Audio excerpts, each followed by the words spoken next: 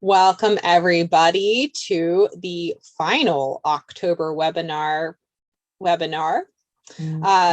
Discover Piedmont Archaeology. My name is Catherine Johns. I am the tour coordinator and resource specialist for the Education Department at the Greensboro History Museum. Like I said, final webinar of the archaeology series. If you like it and you want to see more, or you want to see other webinars on pieces of North Carolina history, Guilford County history, or Greensboro history, please tell us. We would love to hear more about it. Today, we are delighted to have a state archaeologist from the North Carolina Department of Natural and Cultural Resources joining us. Today's conversation is made possible in part by the Greensboro History Museum, Inc., the City of Greensboro, and the Libraries Department. Any views, findings, or recommendations expressed in today's program do not necessarily reflect those aforementioned entities.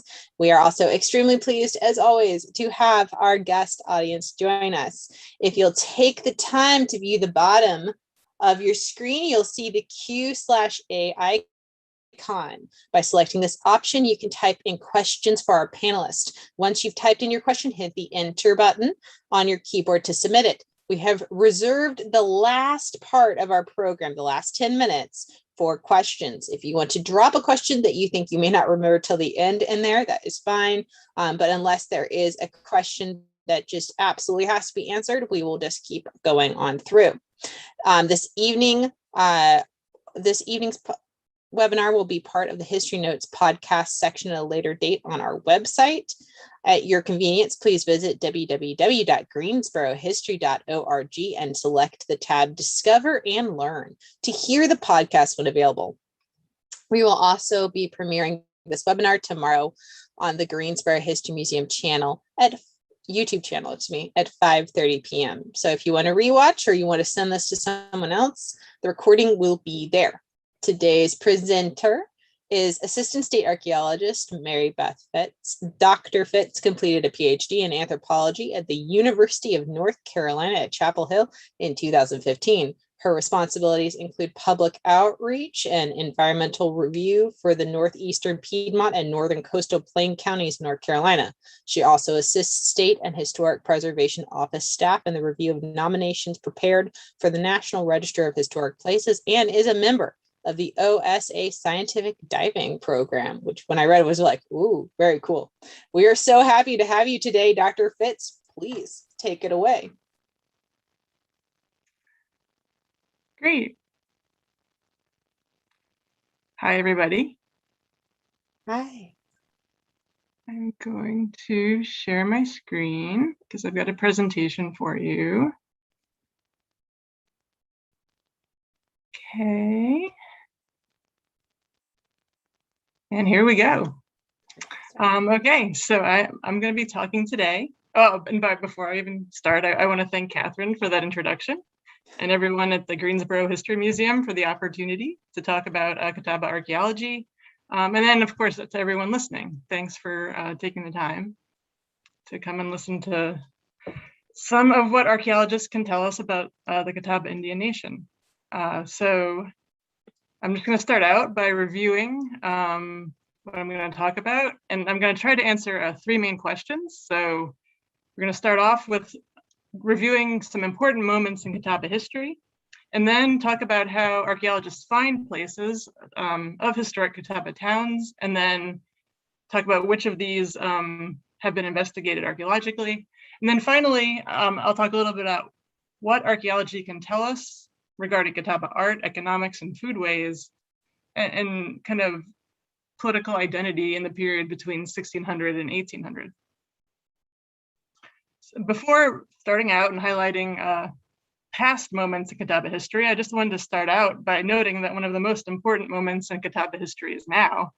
The Catawba Nation is today headquartered just east of Rock Hill, South Carolina. The tribe is actively working to develop its economic initiatives and cultural education programming, as well as to provide social services for its citizens. And I highly recommend you take the time to go to the tribe's website and learn more about those programs. So going back in time, the earliest European reference to the Catawba Nation in historic documents is actually by Spanish soldiers who passed through the Catawba River Valley It turns out that one of the names they recorded, Yssa, Y-S-S-A, is a phonetic spelling of the Catawban word for river, Iswa, I-S-W-A. Charles Hudson and other researchers have worked out the general route that the Spanish followed, and allowing us to estimate the location of where Yssa was, probably on a branch of the Catawba River in Gaston County.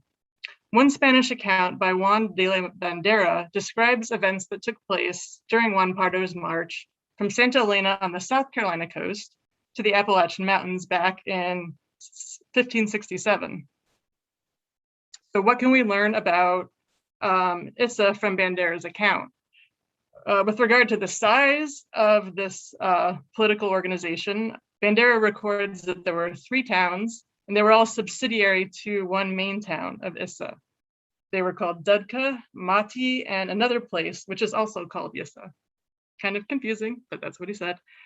There's a hierarchy in titles that Bandera uses to identify the leaders of these places, which suggests that they were under the jurisdiction of one leader and there was a hierarchy amongst them. He also mentions houses. Bandera talks about a house in the main village of Yssa being a large new house of earth and wood, which suggests that it was made out of wattle and daub, which would have been pretty common at that point. And the leader of the Yssa towns also agreed to build and stock a maize granary for the Spanish, and also bring maize to another granary in South Carolina, which suggests that the Catawba of this time were farmers, and they were farming enough that they had leftover food to share with the Spanish at that time. The Spanish forts that Juan Pardo established, one of which called Fort San Juan, was near Morganton, were destroyed by native groups in 1568, a year after they were built. So that was pretty decisive commentary on what they thought about the Spanish entering the Piedmont of North Carolina. After this, the name Yssa, now spelled Esau, which you can see circled there on this slide, E-S-A-W, what appears on British maps, like this one from 1685, which shows that they're still living in the Catawba watery drainage. So Esau is just another spelling of Yssa. In 1701, the surveyor John Lawson traveled into the Carolina interior from Charlestown. And unlike a lot of traders who went this way on a regular basis, Lawson actually published a book about it. Part of his journey took him up the Catawba River to where it was crossed by the great trading path that connected the Tidewater of Virginia with the Cherokee. As he would approach this crossing, Lawson encountered what he described as the powerful Yssa Nation, containing many thousands of people.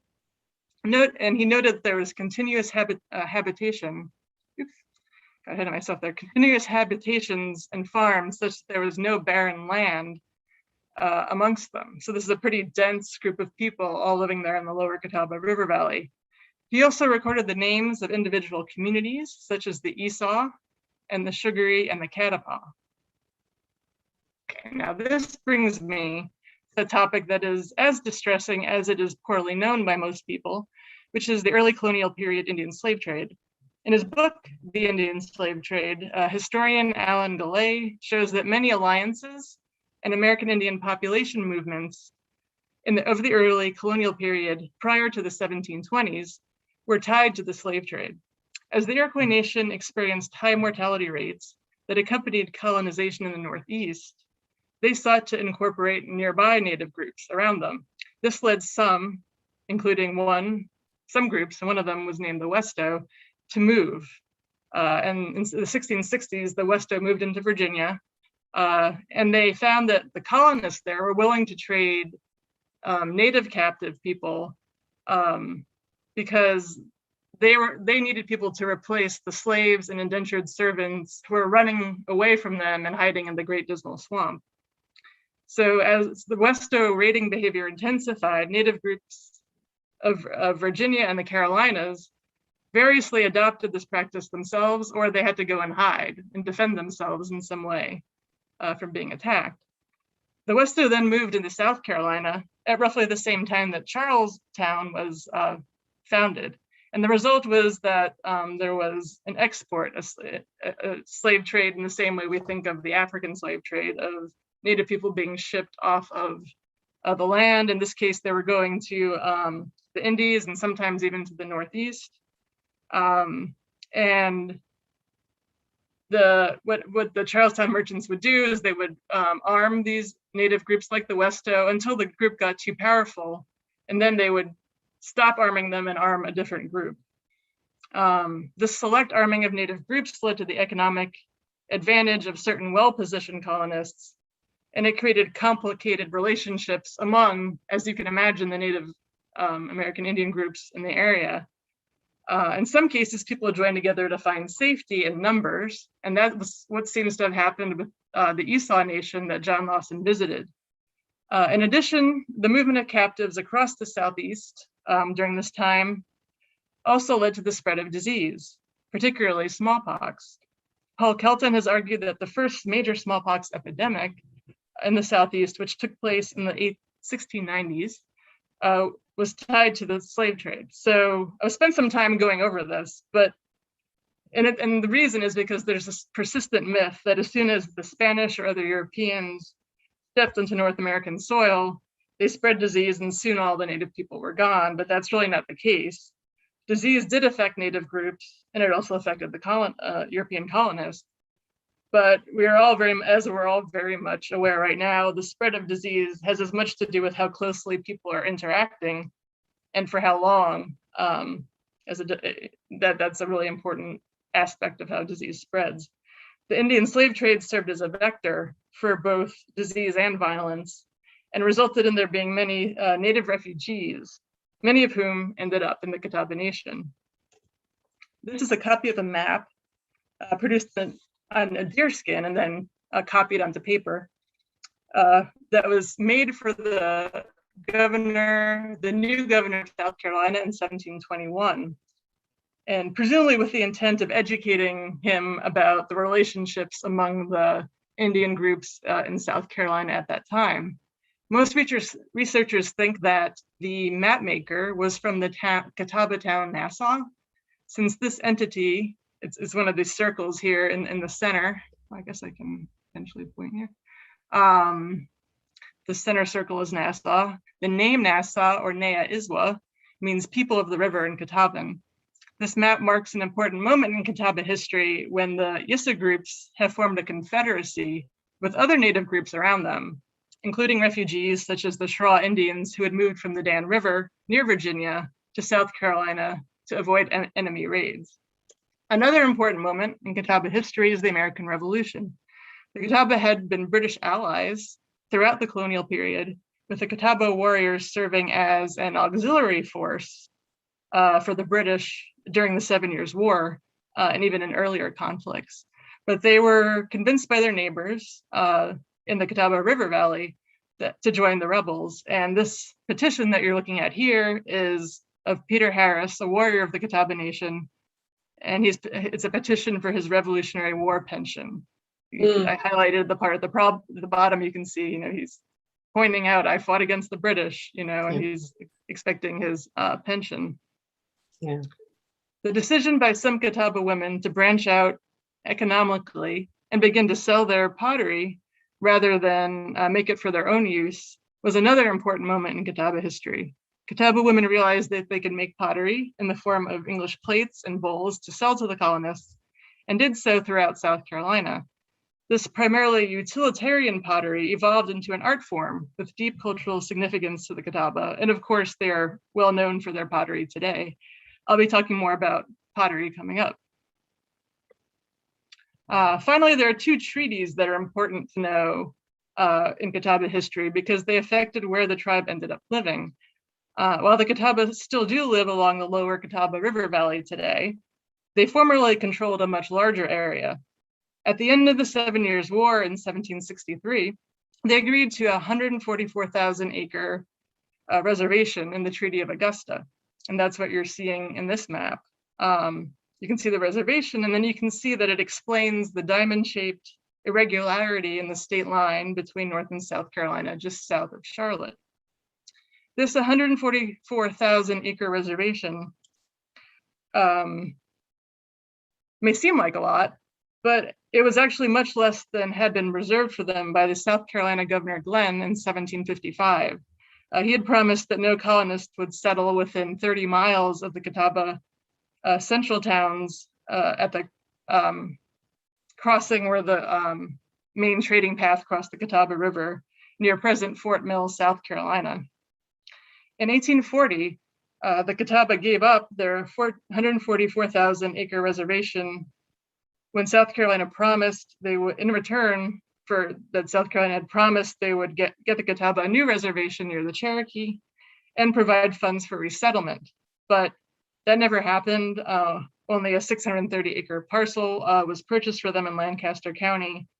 And the treaty itself, importantly, was never ratified by the United States Senate. So matters of Indian treaties are conducted by the federal government because it's one government interacting with another government. So the fact that South Carolina prepared this treaty, but then it never was ratified by the United States Senate meant that it wasn't actually a legal undertaking. So beginning in 1885, the Catawba mounted legal protests against the Treaty of Nation Ford, as it was called. And over 100 years later, of various things happened. I'm kind of glossing over a bit there, but in 1993, the Catawba agreed to a $50 million settlement in exchange for relinquishing their rights to further legal action against South Carolina. So I've left out a lot, but we've covered a lot of important things. It's a huge history to cover. It is. there's a lot there, but those are some of the really important things to know. So now I'd like to kind of shift the talk and talk a little bit about what archaeology can tell us about Catawba history. Since archaeology involves the analysis of material remains from specific places, we first need to get a better idea of how archaeologists find these specific Catawba places and look at some of the Catawba towns that have been identified archaeologically. As you can see, there are a variety of ways to find archaeological sites. I've listed a few here. Oral history plays a role when people either remember living in different places in the past, and this gets passed down from generation to generation, or perhaps someone just happens to find artifacts on their property, and these materials or information about their general location gets passed down. In the case of Catawba archaeology for the 1600s and 1700s, travel diaries, maps, and archaeology can also help us locate important sites. There's no historic map showing the towns associated with the polity of Yssa, visited by Juan Pardo in 1567, but using Bandera's travel diary, we can estimate about where they might have been. And on this map, BK52, which I circled in the top corner there, is actually the town of Aurora, where the Spanish built Fort San Juan. I don't know, maybe some of you may have visited or heard of it. It's up by Morganton. The concentric different colored circles that you see kind of radiating out from Aurora are 15 miles wide, which is a distance of about 4 to 5 leagues. And Juan Pardo's company was traveling about 3 to 6 leagues per day in the Piedmont region. So each ring is an estimate of where they could have ended up at the end of each day, according to Bandera's account. And they left, so they left Aurora and at some point hit Yssa after about 4 or 5 days. So that's, this kind of gives us an estimate of about where they were. And the black dots show archaeological sites that then, based on this kind of estimate, could be good candidates for containing the remains of 16th century ancestral Catawba towns. Travel diaries are useful, and that's an example, but maps are, of course, potentially even more useful. This map was made in 1756 by John Evans, who served as a sort of ambassador for the British colony in the Catawba Nation at that time. Evans mapped 6 Catawba towns within an area of about 3 square miles, and he determined that together these towns could raise 204 warriors. He also mapped the trading paths, the ford that crossed the river, and 5 unnamed tributaries of the Catawba River. And based on the compass rose that he included, which is cut off of this section of the map, you can tell that we're looking at a part of the river that runs east to west. And there's really only one place that the Catawba River runs east to west in the lower Catawba, and a place where there's a trading path crossing this road, or excuse me, crossing the river in that stretch, and that's labeled on Mill's 1825 Atlas, Old Nation Ford. While planning a research project about the 18th century Catawba towns, Steve Davis and Brett Riggs at UNC Chapel Hill's Research Labs of Archaeology noted this alignment of Evans' map with the modern landscape and proposed that several previously recorded archaeological sites could be the remains of these towns that Evans drew on his map. One of these was Town, the home of the native refugee community I mentioned earlier.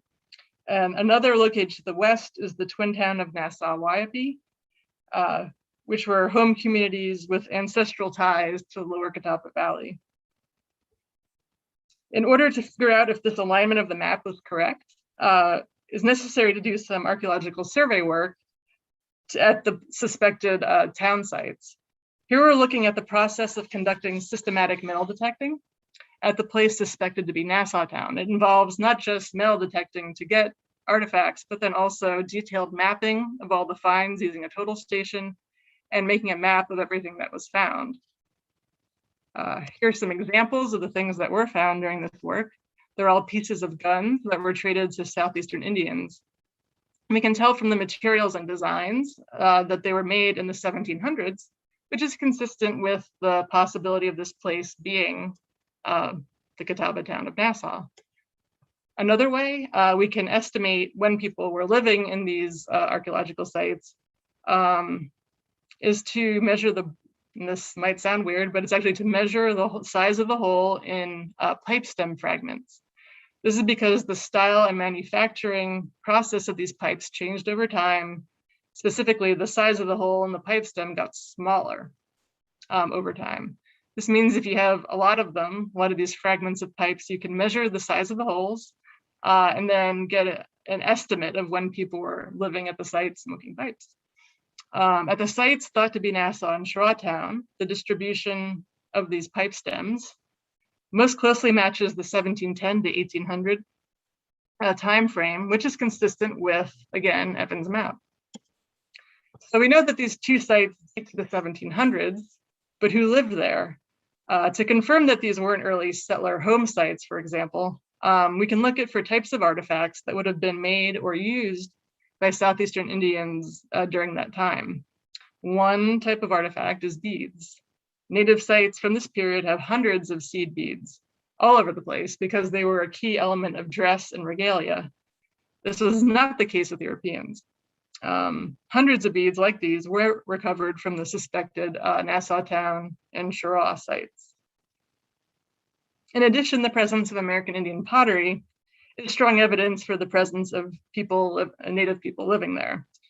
These fragments of bowls and jars recovered from both sites were not Catawba tradeware.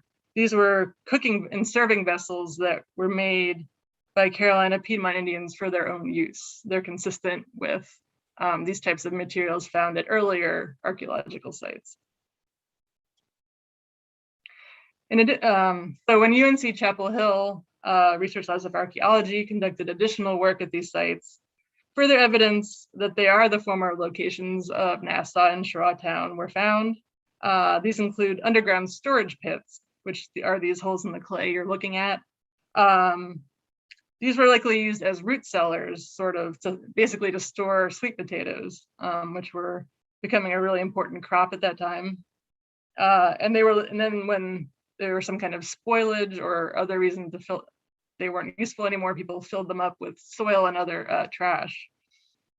Another feature common in Southeastern Indian sites was also identified, and that's cob pits. These are shallow holes dug and filled with plant matter, usually corn cobs, after the corn kernels were taken off. The size of the holes roughly matches the opening of those cooking jars I was talking about. And the jars themselves, the insides of the jars are completely black on the inside from carbon. So basically people would dig a small hole, fill it with corn cobs, light them on fire, and since they were still kind of moist, they would smolder, and that smoke coated the inside of the pot and sort of acted like Teflon, like it made it a little more water resistant and easier to clean, sort of like our non-stick cookingware today. So I've been providing details about 2 towns, but over the course of about a 15-year period, the Research Labs of Archaeology investigated 9 Catawba towns. These sites were inhabited between 1680 and 1820. And you see most of them are within the 144,000 acre former Catawba Reservation. One site, Belk Farm, is located to the north of this area, west of Charlotte. Belk Farm was investigated much earlier than the rest of these places. In 1964 to be exact. It also is the oldest of these sites. Belk Farm was home to Catawba people from about 1670 to 1710, based on the types of beads that were found at the site.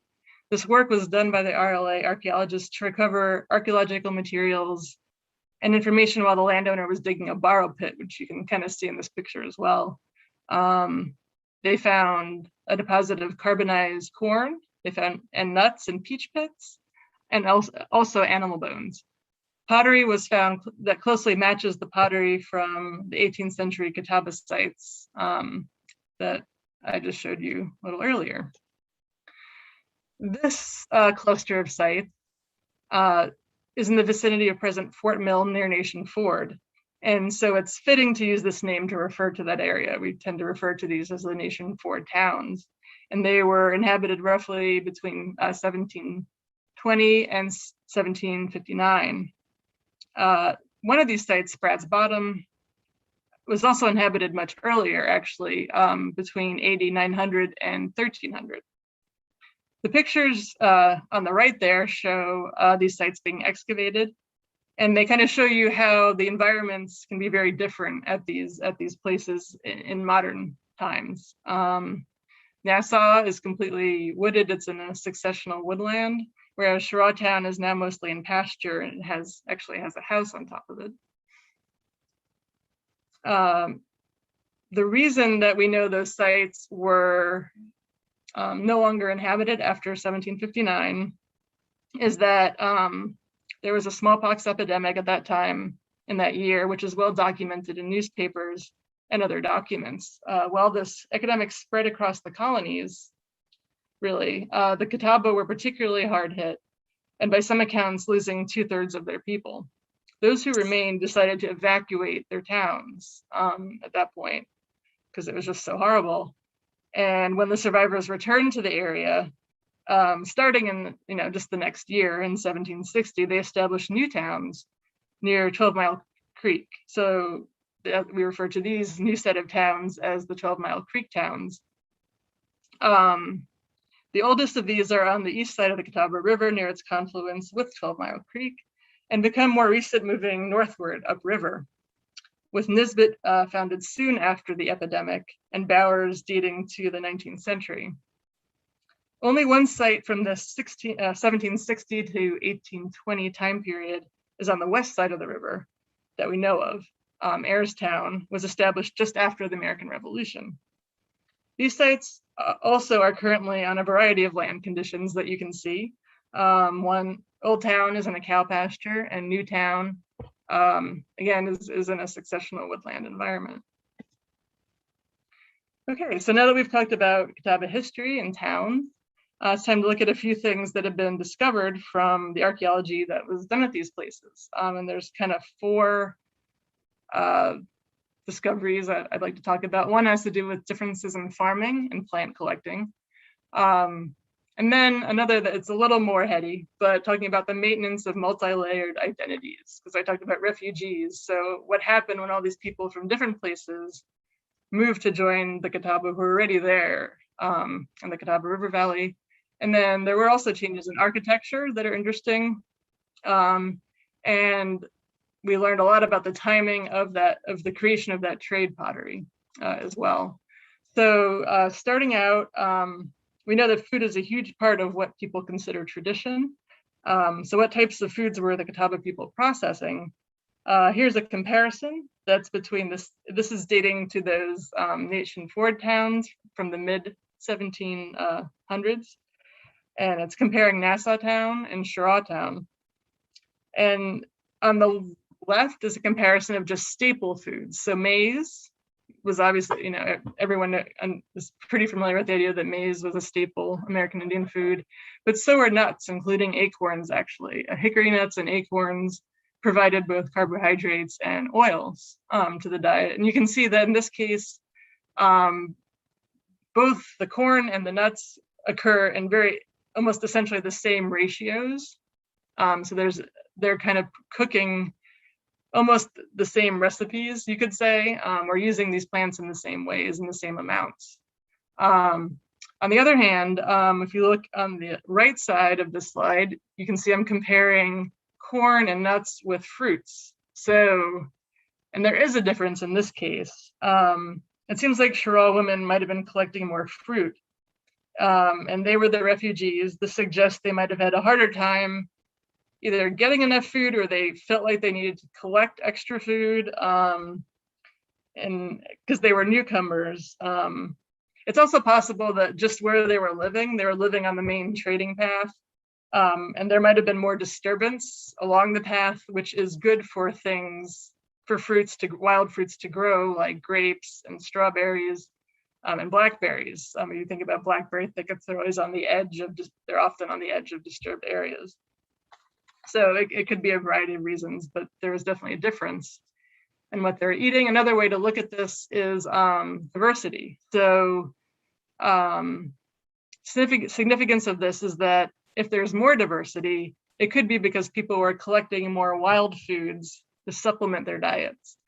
So if there's fewer plants present and the diets are less diverse, you could say the opposite, that people were spending more of their time farming. If there was some kind of food stress, they just focused on clearing more land and growing more maize. And so if you look here, you can see there's kind of a difference for the Catawba towns that are in red.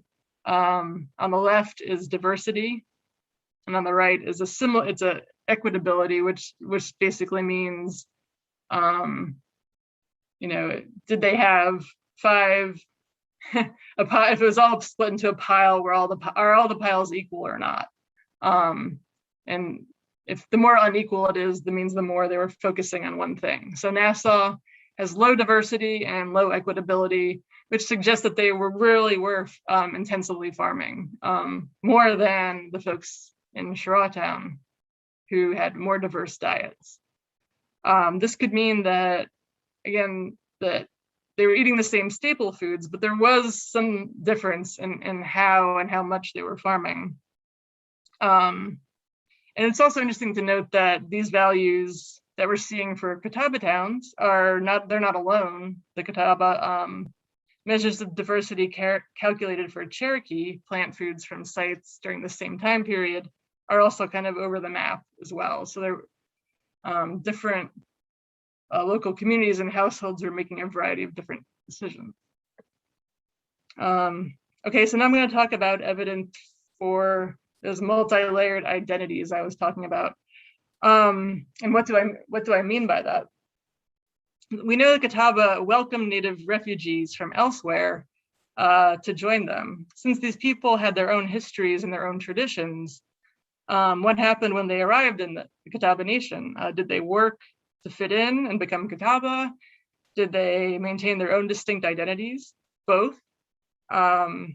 One of the ways to examine this is by comparing artifacts from Nassau, which, as you remember, translates to Nea Izwa, or people of the river, and in Cheraw Town, which was established in the late 1730s by refugees who sold their fields on the Petey River and moved together to join the Catawba Nation. So what the archaeology seems to show is that the Cheraw were in some ways keeping to themselves, maintaining their own traditions, but in other ways, they were also participating with the neighboring Catawba communities in that 3-mile area that was in that map, district map made by John Evans.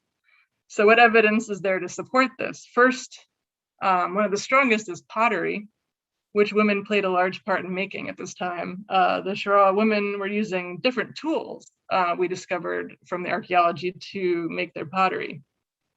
So what you're looking at here is the way we can tell they were using different tools is that we can look at the markings on the outside of the pottery.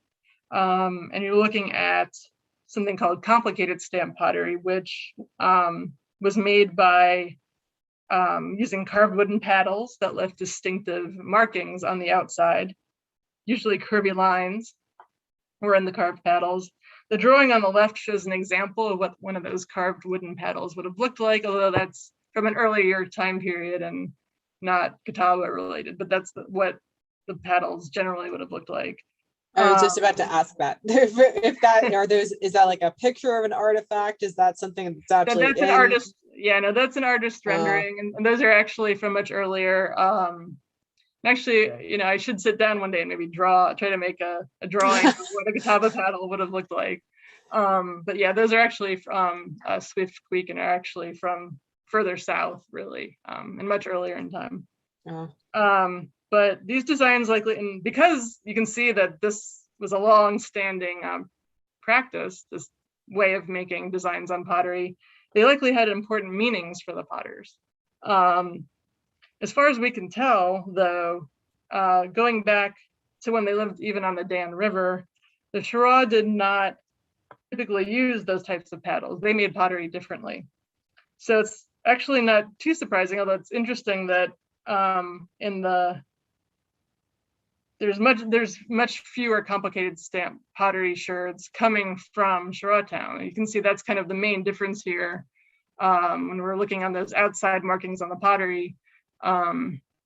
There's much fewer at Shura Town, which suggests they might have got those maybe by trading, but they weren't really making it because they didn't have those paddles. And why would they start? One more thing we can look at is decorations on bowls. At this time, there were two sets of designs. One's like this, with multiple parallel and curvy lines, which were made by potters on the Catawba River, and they had been for generations prior, much like that complicated stamp pottery. Patterns with hatching marks were more commonly used by Piedmont Suent potters for the north, kind of like the Shura. So in people more in the Yadkin Valley, no, not further north and kind of central North Carolina Piedmont area.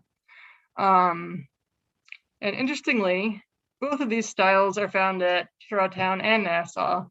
This one bowl, this is a piece of a bowl, just one little piece, but it actually has both kinds of designs on it. And this seems to indicate that women were open to experimenting with this kind of decoration. It seems like they saw something new and they were interested by it and wanted to experiment. Now I'm going to shift gears to fashion. We know people show their identity through how they dress. A similar variety of beads were found at both sites, but overwhelmingly, most were black and white seed beads. And it's rare to get this kind of uniformity that you're seeing on this slide. So just take a moment to appreciate the total number. We're talking 15,927 beads, which is a lot from Nassau YP, and thousands from Shura Town. And I have to give a shout out to Elise Duffield-Schumann, who counted a lot of these beads. These were actually counted by students who went and analyzed them all, and it's Elise did most of that work, and it's amazing and lets us see this pattern, which is amazing, that despite the fact these were two completely different sites, the percentages, which is what I've circled, 32.4%, 33.1%, that's essentially almost identical, within a percentage point. So this suggests that designs on clothes and bags, at this point, everyone was making the same looking designs. There was a white background with kind of a black design on it. Now we don't know exactly what those designs were, but clearly they were so pretty similar for this to work out the way it did. There's also, though, a little difference. So this kind of looks similar. Again, we're comparing Nassau and Shawtown, and there's an overall similarity, but we can see that there were more beads with red hues at Shawtown and more beads with blue hues at Nassau. And I tried to kind of color code the bars that way to help you with that. So it seemed that while the Shira were dressing like the Catawba and other Southeastern Indians at that time did, they were using more red beads in their designs. And this might have had symbolic importance. They were the newcoming junior members of the Catawba Nation, and in kind of Southeastern Indian symbology, being junior and newcomer was sometimes associated with the color red. So that's one thing that we found archaeologically. The next discovery I want to talk about, just got a couple more, is to do with architecture. So just prior to European colonization, communities in the Upper Catawba Valley had built square structures, and they were kind of semi-subterranean. Essentially, they kind of were partially, they sort of had cellars, but not exactly. A complete house pattern was identified at Nassau, which is on the left. You're seeing a picture of essentially the little circles are holes that were dug to put posts in them. And this house pattern, it shows the entire house. It's about 36 feet by 20 feet. And it was a posting ground structure, and it likely had walls of wattle and daub and kind of a grass or thatch roof, which is what's in that picture, kind of in the at the bottom. It had an open area at one end and 3-foot wide porches along the north and east sides of the house. So it's kind of a hybrid structure that would have kind of functioned as a multi-season house. So the yellow area that's in that slide is showing the area that would have had probably covered walls. You know, that was the inside. And then there was the blue area was sheltered, but it was open to the elements. And so this kind of gave you an interior working space and an exterior working space. By the time of the American Revolution, the Catawba had started to build cabins like the one in the picture on the lower right there. These cabins, the cabins excavated at Newtown, for example, had stick chimneys, and according to documentary accounts, some had dirt floors and some had wooden floors. My colleague David Cranford has argued that this change in architecture might be related to status-driven adoption of Anglo-American cabin architecture, because the Catawba leader at that time, named King Hagler, was, as far as we know, the first, Catawba to have a cabin like this, and perhaps other Catawbas followed suit.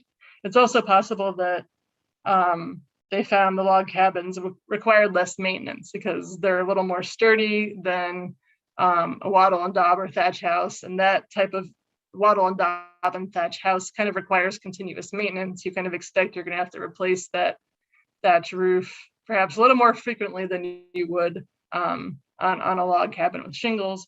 So that's possibly another reason. And why that would be important is because once they started making trade pottery, the families that were into that economic activity could then leave their houses knowing that when they came back, they wouldn't have a lot of work to do by way of repairs. So finally, speaking of the trade pottery, in some ways the simplest, but really the most far-reaching discovery that came about from this work on archaeological work on Catawba towns is that we have a very firm date for when the Catawba women started producing pottery to sell. It's clear that this transition happened after the 1759 epidemic.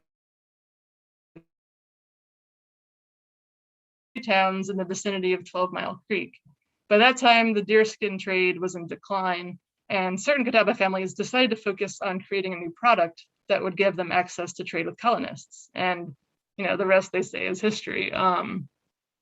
They started out, as I mentioned earlier, making, like you're seeing in the picture, they went from kind of the traditional jars and bowls that were just for them to making flat serving plates, to making footed bowls, so with the rings, so you can put it down on a table.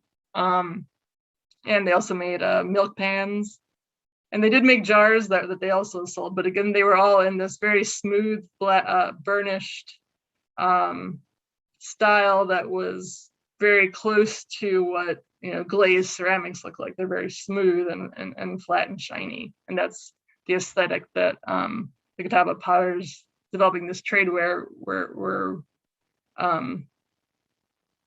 working. That was kind of there's a word I'm thinking for in artistic circles, where you a stylistic grammar, I guess, you know, they were working in that stylistic grammar. So after that barrage of history, or information and history and archaeology, I hope what you take away from this talk is that the Catawba are truly a resilient and resourceful people. The fragments of everyday life that were found at these archaeological sites remind us how complicated things were for Indigenous people as they made difficult choices in the face of colonial violence and uncertainty. Given this, we should really celebrate the existence of the Catawba Nation today. I'd like to thank the Research Labs of Archaeology, the UNC Center for the Study of the American South, my current employer, the North Carolina Office of State Archaeology, for their support. And then, of course, all the smiling faces in these photos, which are just from a few of the field schools that happened at these archaeological sites. And thanks to those people who helped out behind the scenes as well. So thanks for listening, and I'm looking forward to your questions. Fantastic. And we immediately have a question from Sean Patch. Is the change in vessel forms after 1760 to resemble European forms classified as colonial ware, similar to what enslaved Africans were making during the same time period? It has been in the past. Colonial ware is definitely, archaeologists can go down that rabbit hole for some time. It's been, a lot of ink has been spilled on the concept of colonial ware, and it, and in the sense that it is made by non-Europeans in a form that was mass produced by Europeans and imported. It is fit that, you know, definition of colonial ware. But in this case, we have recovered so much Catawba pottery that it's just easier to call it Catawba tradeware. It's very distinctive. We know it when we see it. And it's unlike the pottery made by enslaved individuals at plantations, or maybe working at potters and workshops elsewhere, if they were freed persons of color. It's very distinctive. So I think this has kind of been the consensus of people who are studying colonial ware now, that the more we can parse it down to figure out, identify specific characteristics to separate that category into groups of pottery specific groups or locations, the better we can understand how people were interacting, really. Yes. It's not that it isn't a useful concept to think about transformations and cultural interaction, but yeah. I have a question from what you were going through. Considering the Chira plainware versus the Nassau more complicated patterns, there is a theory that I know is pretty popular with archaeology and other sociological studies, that those who are farmers actually have a little more time on their hands to be able to form more complicated patterns with more complicated symbolism or iconography. And I thought it was interesting because the Nassau were the people who were taking up more of the, what we would call farming habits, right? So they were, I think it's fair to say that they both were farmers, really. You've got to remember that, so both the Piedmont, at that point in time, both the Piedmont Siouan communities that lived kind of in central and North Carolina and into Virginia, and the Catawba Valley folks who did have a different kind of cultural history, they both were farmers. So I think it's, in this case, that difference in pottery manufacturers really speaks to inherited traditions, I think, more than their farming or free time. because those paddles that are carved, they were inherited. It seems like. I mean, I don't think, maybe they were passed down from, mother to daughter. So occasionally someone might, and we don't really know, it would be really interesting to know, and maybe there are some American Indian folks who might have ideas about how and when and why new ones were created. But because they had such a long time use stretching into the past, or we know they were used for so long, they had to have kind of some, meaning, and part of it might have been that handing down of tradition and of the tool, and there might have been other symbolic importance. So, and if you didn't grow up with those traditions, then that would not. It's not that maybe you didn't have time. It's just that type of marking didn't have the same meaning to you. So, and I'm guessing spent time marking the pottery in other ways. It wasn't just smooth. They used fabrics. There's a whole textile tradition in making pottery and marking with textiles. So it was definitely an aesthetic choice. That's a really cool piece of it with the fabric. That's I'm sure an entire presentation is worth on just that. Fabric's really interesting. Yeah. Absolutely. The other thing I was going to mention, of course, there are two pretty well-known Nassau counties in the United States, and I imagine they got their names more than likely from the Nassau people. I mean, it's hard to understand a name, I know. Yeah, no, yeah, it's hard. Yeah, it is hard to say. There has been some confusion. I think there's an island called Nassau, so unrelated. So it could be. I'm not really sure. We have a question from Nancy Madden. Are all the, I think it's trying to ask if all the villages in South Carolina are evacuated now. So there's no one living at these places now. This was all in the 1700s. Well, there are people. I should take that back. There, in one case, there is a modern house on top of one of these sites. But they're within the traditional, that 144,000 acre of the Catawba Reservation. They're not within the modern Catawba Reservation anymore, which is much smaller. And most of them are, as you kind of saw in the picture, and you can see in the pictures this picture that's still up here, they are mostly wooded or in pasture. So a lot of them are in private holdings. They're just people who have farms, stuff like that. That does seem to be the popular location for archaeology. Well, thank you so much, Dr. Fitts. You've been an amazing presenter today, and we have gone through a huge amount of history. And I really appreciate that. Is there anything that you would like to note before we leave? Yeah, it was just great being here. Thanks for having me.